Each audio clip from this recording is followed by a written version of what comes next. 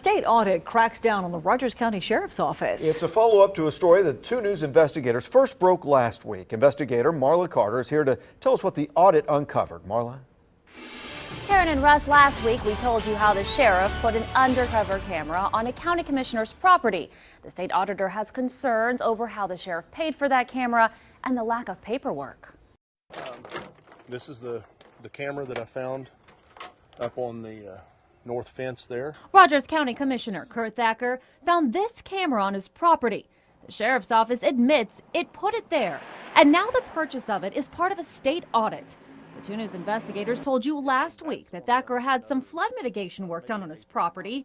County equipment was used, but he says it was a benefit to the county too.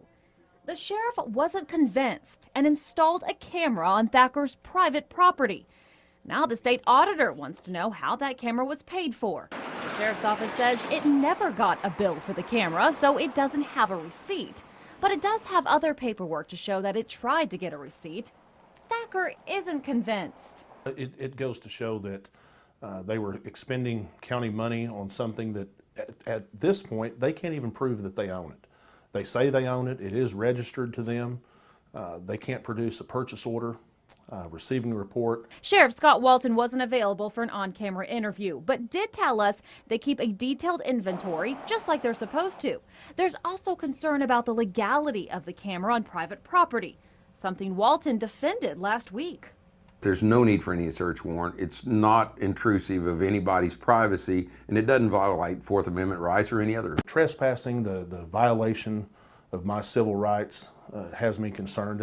And again, if he's doing this to me, what's he doing to other people?